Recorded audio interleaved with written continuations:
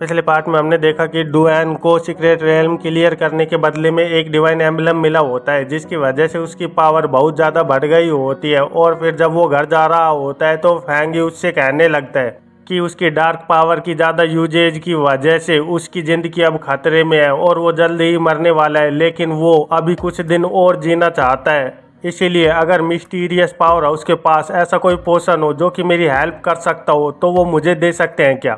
इस पार्ट की शुरुआत में हम देखते हैं कि डुएन निंगफैंग से कह रहा होता है कि फैंगी मुझसे पोशन के बारे में पूछ रहा था, तो निंगफैंग कहने लगता है तुम्हें इस बारे में चिंता करने की ज़रूरत नहीं है, और जब तुम्हारे पास टाइम हो तो कुछ नॉरिशियस पोशन ले जाकर सीनियर फैंगी को दो ताकि वो ट्राई कर पाएं कि आखिरकार वे वाले पोशन उनकी हेल्प कर भी सकते हैं कि नहीं। तो डुएन भी जल्दी से इस बात के लिए हाँ कर देता है और फिर यहाँ से सीन कट होकर हमें एडवेंचरर मैनेजमेंट ब्यूरो का सीन दिखाया जाता है, जहाँ पर डुएन डार्क लेडी से कह रहा होता है क्या सीनियर फैंग यहाँ पर नहीं है। तो डार्क लेडी कहने लगती है हाँ, उनके पास कोई इम्पोर्टेंट मीटिंग आ गई थी, इसीलिए वो जल्दी से ब्यूरो के अंदर चले गए हैं। तुम्हें सीनियर से क्या काम है, तुम मुझे बता सकते हो। तो डुएन कहने लगता है मेरे पास कुछ पोशंस हैं जो कि मुझे सीनियर फैंग को देने हैं। तो ये सुनकर डार्क लेडी कहने लगती है ओह, तो तुम उन्हें मुझे दे सकते हो, मैं उन्हें पास कर दूंगी, इसलिए तुम्हें चिंता करने की ज़रूरत नहीं है। और फिर हम देखते हैं कि डार्क लेडी एक घर के बाहर खड़ी हुई होती है और उस गेट की घंटी बजा रही होती है, लेकिन उस गेट के अंदर से कोई भी आवाज़ नहीं आ रही होती। तो डार्क लेडी कहने लगती है क्या ये रूही का घर नहीं है, लेकिन वो तो अभी यूनिवर्सिटी के अंदर आया है और यहाँ की किसी भी जगह को नहीं जानता, फिर आखिरकार वो कहाँ जा सकता है और किसके साथ जा सकता है। ये कहते हुए डार्क लेडी वहाँ से बाहर जाने लगती है और कहने लगती है मैं कल वापस से यहाँ पर आऊंगी ताकि मैं फैंग रूही से मिल पाऊँ और इस बारे में पूछ पाऊँ। लेकिन हम देखते हैं कि डार्क लेडी के पीछे से उस गेट के नीचे बहुत ज़्यादा डार्क एनर्जी बाहर निकल रही होती है और फिर हमें रूम के अंदर का सीन दिखाया जाता है, जहाँ पर फैंग रूही के अंदर से बहुत ज़्यादा इविल माना इमिट हो रहा होता है, जिसकी वजह से उसे बहुत ज़्यादा दर्द भी हो रहा होता है और उसे एक आवाज़ सुनाई दे रही होती है क्या तुम अपने ग्रैंडफादर को नहीं बचाना चाहते, मैं तुम्हारी इसमें मदद कर सकता हूँ अगर तुम मुझे फॉलो करने के लिए तैयार हो जाओ। तो फैंग रूही उस आवाज को सुनते हुए कहने लगता है मैं फैंगी का ग्रैंडसन, आखिरकार मैं कैसे ह्यूमैनिटी को बिट्रे कर सकता हूँ और एक डीमन पाथ पर जा सकता हूँ, ऐसा कभी नहीं हो सकता। तो वो ईविल वॉइस कहने लगती है ह्यूमंस सच में बहुत ज्यादा अजीब क्रिएचर होते हैं, आखिरकार ये लोग ऐसे स्ट्रेंज रूल से कैसे बंधे रह सकते हैं। चलो कोई नहीं, देखता हूँ कि तुम कितने टाइम तक ऐसी ही स्ट्रेंज बात करते रहोगे। जब तुम्हारे ग्रैंडफादर तुम्हारी आंखों के सामने मारे जाएंगे तब मैं देखूंगा कि आखिरकार तुम ऐसे ही बात कर पाते हो कि नहीं। ये सब कुछ सुनकर फैंग रूही को बहुत ज्यादा गुस्सा आ रहा होता है और उसकी आंखें भी पूरी तरह से लाल हो गई होती है। फिर यहाँ से सीन कट होकर हमें एक प्लेग्राउंड का सीन दिखाया जाता है, जहाँ पर फैंग रूही अकेला बैठा हुआ होता है। तभी अचानक से उसके सामने निंगफैंग आ जाता है और फैंग रूही से कहने लगता है आखिरकार तुम इतना ज्यादा सैड कैसे फील कर रहे हो। तो निंगफैंग को अचानक से अपने सामने देखकर फैंग रूही भी बहुत ज्यादा चौंक जाता है और कहने लगता है ब्रोदर फैंग। तो निंगफैंग जल्दी से कहने लगता है चलो हम मिलकर कुछ गेम खेलते हैं ताकि तुम्हारा मूड लिफ्ट हो पाए। ये सुनकर फैंग रूही कहने लगता है मैं माफी चाहता हूँ, लेकिन मेरे ग्रैंडपा स्कूल के अंदर गेम खेलने के लिए अलाउ नहीं करते, इसलिए मैं तुम्हारे साथ अभी गेम नहीं खेल सकता। फैंग रूही की बात को सुनते हुए निंगफैंग कहने लगता है ओके, अगर ये सीनियर फैंग का ऑर्डर है तो मुझे मानना ही होगा, लेकिन जब सीनियर फैंग वापस आ जाएंगे तो हम तीनों मिलकर टीम अप करेंगे। सच में फैंग ही बहुत अच्छे खिलाड़ी हैं, क्योंकि पिछली बार जब मैं उनके साथ खेला था तो मैं उनका गेम देखकर बहुत ज्यादा अमेज हो गया था। इधर निंगफैंग की बात को सुनकर फैंग रूही थोड़ा सा सीरियस हो जाता है और कहने लगता है ग्रैंडपा ने ये सब कुछ गेम खेलना सिर्फ मेरे लिए सीखा था। तो निंगफैंग भी थोड़ा शौक होते हुए कहने लगता है क्या। तो फैंग रूही बताता है जब मैं एक छोटा बच्चा था तब मेरे पेरेंट्स एक मिशन के दौरान मारे गए, जो कि मेरे लिए बहुत बड़ा धक्का था, इसीलिए मैं सभी लोगों से अलग हो गया और अपने आप को एक रूम के अंदर लॉक कर लिया। मेरे ग्रैंडपा नहीं जानते थे कि आखिरकार वो मुझे कैसे कंफर्ट फील कराएं, इसलिए उन्होंने मेरे साथ कॉम्पिटिटिव गेम खेलना शुरू कर दिया और उन्होंने सीक्रेटली अकेले ही ये गेम खेलना सीखा। और मेरे सबसे ज्यादा बुरे समय के दौरान मेरे ग्रैंडपा ने हमेशा मेरी हेल्प की ताकि मैं अपने बुरे समय से बाहर निकल पाऊं। मैं सच में बहुत ज्यादा ग्रेटफुल हूं कि मेरे पास ऐसे ग्रैंडफादर हैं। और ये कहते हुए फैंग रूही मुस्कुराते हुए निंगफैंग से कहने लगता है मैं माफी चाहता हूँ कि मैंने अचानक से अपने पर्सनल मैटर्स को तुम्हारे सामने रख दिया ब्रोदर मिस्टर फैंग, लेकिन मैं सच में आपको बोर नहीं करना चाहता था। और फिर यहाँ से सीन कट होकर हमें फैंग ई की मीटिंग का सीन दिखाया जाता है, जहाँ पर स्क्रीन पर दो लोगों की फोटो दिखाई दे रही होती है और होस्ट कहने लगता है ये पर्सन का नाम फैंग ही है, एक थर्ड ट्रांसफॉर्मेशन 4 स्टार प्रोफेशन वाला आदमी, जिसको कि 8 साल पहले सीक्रेट रेल्म के अंदर एक आदमी को बहुत ज्यादा सीरियसली इंजर्ड करने की वजह से 15 साल की जेल हुई है, लेकिन 6 साल पहले ये मिस्टीरियसली जेल से डिसअपेयर हो गया। और इस आदमी का नाम गु यिंग है। ये भी एक थर्ड ट्रांसफॉर्मेशन 4 स्टार प्रोफेशन वाला एक म्यूटेंट है, जिसके ऊपर गवर्नमेंट लगातार नजरें रख रही है, लेकिन ये भी अचानक से 5 साल पहले गायब हो गया। लेकिन कुछ दिन पहले अचानक से ये दोनों पैंगी और गु दोनों ही पैंगी के होम टाउन जिंगयून सिटी के अंदर देखे गए हैं और इन्होंने 2 एडवेंचरर्स को ब्रूटली मर्डर कर दिया और उनकी फैमिली के अंदर कोई भी सर्वाइवर नहीं बच पाया। और जो 2 एडवेंचरर जो कि मारे गए हैं वो लोग पैंगी को कैप्चर करने की टीम के अंदर शामिल थे, इसीलिए पैंगी का मोटिव रेवेंज दिखाई दे रहा है। और तभी दूसरा मेंबर कहने लगता है, लेकिन फाइल्स ये बताते हैं कि वो दोनों ही लोग 4th ट्रांसफॉर्मेशन वाले एक्सपर्ट थे। फिर आखिरकार ये 2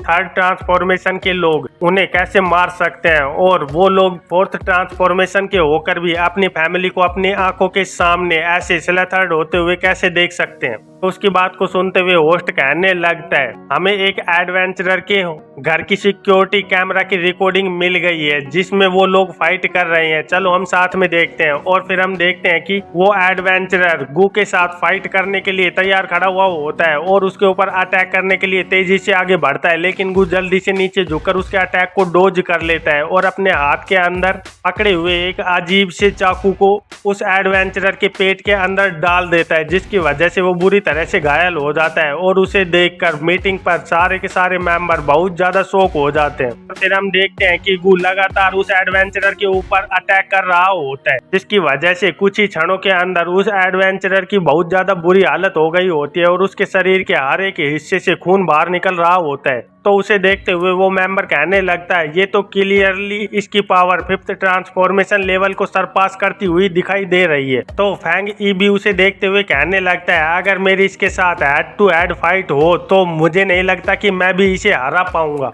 एक थर्ड ट्रांसफॉर्मेशन का ऐसे सडनली 5th ट्रांसफॉर्मेशन के आदमी को सरपास करना, आखिरकार इन लोगों ने अपने डिसअपियरेंस के टाइम पर क्या एक्सपीरियंस किया है जो कि ये इतने ज्यादा पावरफुल हो गए हैं। फिर यहाँ से सीन कट होकर हमें जाऊ चैंग के घर का सीन दिखाया जाता है, जहाँ पर उसका फादर जाऊ खड़ा हुआ होता है और वो थोड़ा घबराया हुआ लग रहा होता है। तभी उसके सामने का दरवाजा अचानक से खुलता है और उस दरवाजे के अंदर से पैंग और गु दोनों धीरे धीरे कर उसकी ओर बढ़ रहे होते हैं। तो उन्हें देखते हुए कहने लगता है, तुम लोगों ने सच में बहुत ज्यादा हार्ड वर्क किया है, क्या तुम्हें इस बारे में कुछ भी पता चला? तो पैंग कहने लगता है, बॉस जाऊ, हम आपके सन के बारे में कुछ भी पता नहीं लगा पाए, लेकिन जब हम आपके सन के वेयरअबाउट्स के बारे में पता कर रहे थे तब मैंने वहां पर बहुत ज्यादा extremely powerful power of darkness को महसूस किया है। पावर ऑफ डार्कनेस का नाम सुनकर जाऊ बहुत ज्यादा चौंक जाता है और कहने लगता है, आखिरकार तुम्हारा इस बात से क्या मतलब है? तो पैंग बताने लगता है, जैसा कि तुम जानते ही होगे, लोअर लेवल के फेवर्ड वंस वो अपनी पावर ऑफ डार्कनेस का यूज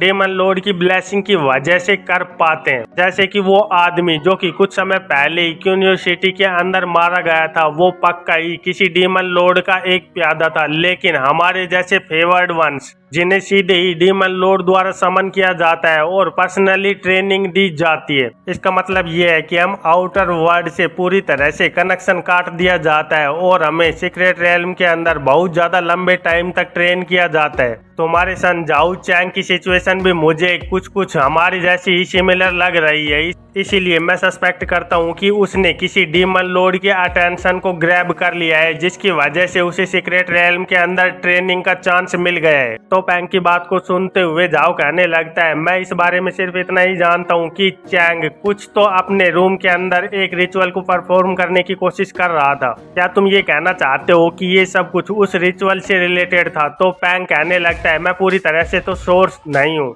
लेकिन मैंने उस डार्क रूम को एग्जामिन किया था जहां तुम्हारा बेटा उस रिचुअल को करने की कोशिश कर रहा था। वो सेटअप बिल्कुल करेक्ट है और जैसा कि मुझे उस सेटअप को देखकर लग रहा है अगर उस पर लगातार सैक्रिफाइस किए गए होंगे तो पक्का ही किसी डीमन लॉर्ड ने उसे पक्का अपनी अटेंशन दी होगी और उसे अपने पास ट्रेनिंग के लिए बुला लिया होगा। फैंग की बात को सुनकर जाओ बहुत ज्यादा खुश हो जाता है और चिल्लाते हुए कहने लगता है, ग्रेट, मैं जानता था कि मेरा बेटा कुछ न कुछ तो बहुत अच्छा करने वाला है। वो वैंग ग्रुप के बास्टर्ड अब वो फ्यूचर में कभी भी मुझसे कम्पीट करने की कोशिश नहीं कर पाएंगे जब एक बार मेरा बेटा वापस लौट आएगा। अभी फैंग एक कार्ड को जाओ को देते हुए कहने लगता है, by the way boss, dinner के बाद क्या आप हमारे लिए एक कार का इंतजाम कर देंगे ताकि हम इस लोकेशन पर जा पाएं। तो उस कार्ड को देखते हुए जाओ कहने लगता है, ये लोकेशन तो मुझे कुछ जानी पहचानी सी लग रही है। तो उसकी बात को सुनकर फैंग कहता है, हाँ, हम एक फ्यूचर स्टूडेंट से मीटिंग करने के लिए जा रहे हैं।